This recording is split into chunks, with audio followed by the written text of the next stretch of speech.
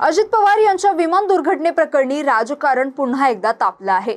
अपघातामागे घातपाताचा संशय व्यक्त करत आमदार रोहित पवार आक्रमक झाले असून त्यांनी मुंबईतील मरीन ड्राईव्ह पोलीस स्टेशन तसेच बारामतीत गुन्हा नोंद करण्यासाठी पोहोचले।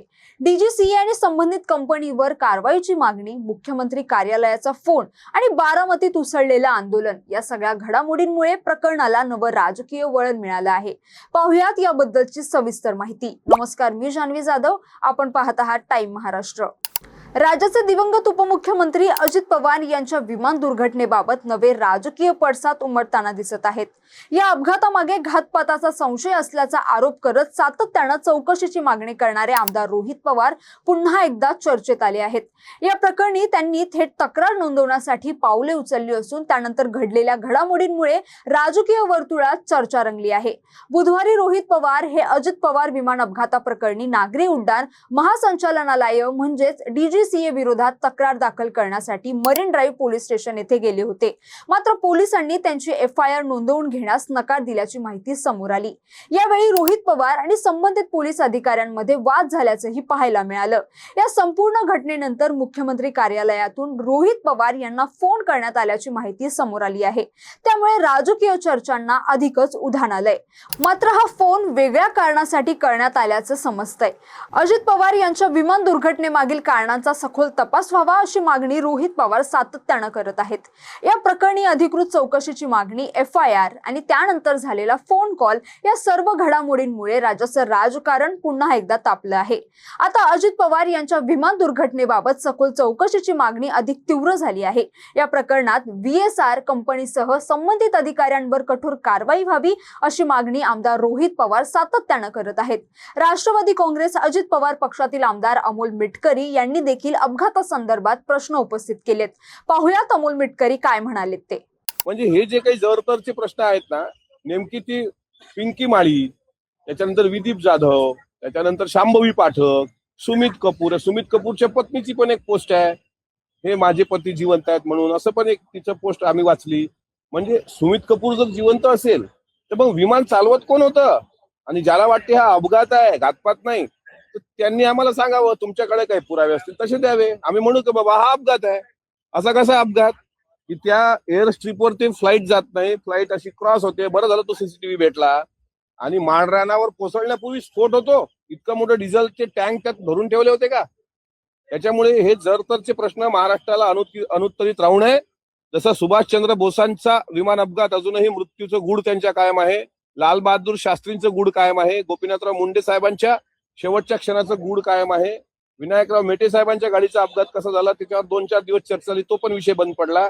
तसा अजितदादांचा विषय ज्यांना वाटत असेल एवढा सोपा आहे पडदा टाकावा, त्यांनी हे समजू नये की त्याच्यावर पडदा पडलाय। आम्ही जोपर्यंत जिवंत आहोत तोपर्यंत हा विषय ताणूनच धरणार, विचारणार, आम्ही, आमचा हक्क आहे तो विचारण्याचा। जोपर्यंत आम्ही जिवंत आहोत तोपर्यंत आम्ही प्रश्न विचारत राहू असं अमोल मिटकरी म्हणालेत।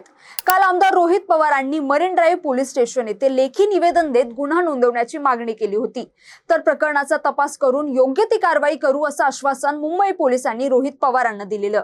आज रोहित पवार बारामती तालुका पोलीस ठाण्यात दाखल झाले। यावेळी आमदार रोहित पवारांसह युगेंद्र पवार देखील उपस्थित होते।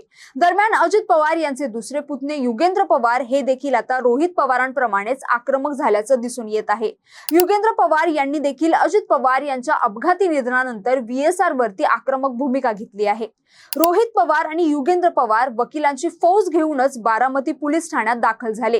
दरम्यान रोहित पवार आणि युगेंद्र पवारांच्या समर्थनार्थ बारामती पोलीस स्टेशन बाहेर मोठी गर्दी जमा झाली। समर्थकांनी बारामती तालुका पोलीस स्टेशन बाहेर जोरदार घोषणाबाजीही केली। जो गेला तो साधा माणूस नव्हता, महाराष्ट्राचा तारणहार होता, एफआयआर घेतलीच पाहिजे असं म्हणत हातात पोस्टर घेऊन मोठ्या संख्येने कार्यकर्ते जमा झाले। अजित पवारांचे भाऊ राजेंद्र पवार, युगेंद्र पवार आणि रोहित पवार यांच्यासह अनेक कार्यकर्ते आणि नागरिक बारामती पोलीस स्टेशन समोर एकवटले होते। मोठ्या प्रमाणात घोषणाबाजी देखील करण्यात येत होती। यानंतर आमदार रोहित पवारांनी पत्रकार परिषद घेत माहिती दिली। रोहित पवार यांनी या प्रकरणी VSR कंपनी व डीजीसीए विरोधात सखोल चौकशीची मागणी केली। सुशांत सिंग राजपूत या अभिनेत्याच्या मृत्यूच्या मुद्द्याचे उदाहरण उदाहरण देत रोहित पवार यांनी काही सवाल उपस्थित केले. अजित पवार यांच्यासारख्या मोठ्या नेत्याला न्याय का मिळत नाही असा प्रश्न विचारत त्यांनी संताप व्यक्त केला. नेमकं रोहित पवार काय म्हणाले ते पाहूयात. आम्ही मराठी माणसं आहोत. दादा एक मोठे नेता होते. जर पोलिसांनी फक्त बघण्याची भूमिका घेतली तर आम्ही काय शांत बसणार आहोत का? आम्ही इथं आमची भूमिका एवढीच आहे की दादांवर अन्याय होऊन देऊ नका. लेकिन जर आता जे दिसायला लागले की इन्व्हेस्टिगेशनच्या बाबतीत कुठंतरी हस्तक्षेप व्हायला लागलेला आहे आणि मग काही लोकांना काही कंपन्यांना वाचवलं जातं, मग दादांच्या बाबतीतच अशा गोष्टी होत असतील आणि मग दुसऱ्या केसेसच्या बाबतीत तिथे एफआयआर होतात. सुशांत सिंगचं मी बोललो तुम्हाला की तिथं एवढा आवाज उठवला जातो, आंदोलन केलं जातं. अरे हे तर तुमचे मित्र होते, हे मोठे नेता होते. करोडो लोकांनी यांच्यावर प्रेम केलेलं आहे, पाठिंबा दिलेला आहे. या व्यक्तीच्या बाबतीत तुम्ही आंदोलन करत नाही, तुम्ही प्रयत्न करत नाही, साधा एफआयआर होऊन देत नाही. मग ह्या सगळ्या गोष्टी बघितल्यानंतर कुठेतरी शंका ही वाटायला लागलेली आहे. अजित पवारांच्या विमान अपघाताबाबत रोहित पवारांनी अनेक शंका आणि प्रश्न उपस्थित केले. रोहित पवारांनी उपस्थित केलेल्या या प्रश्नांमुळे अजित पवारांचा अपघात की घात याची चर्चा सुरू झाली.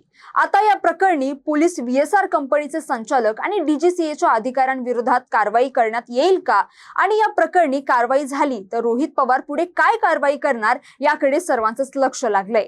तर आपल्याला याबद्दल काय वाटतं, तुम्हाला हा व्हिडिओ कसा वाटला, तुमचं मत आम्हाला नक्की कमेंट करून कळवा. आणि अशाच व्हिडिओसाठी टाइम महाराष्ट्राला फॉलो आणि चॅनलला सबस्क्राईब करायला विसरू नका. धन्यवाद.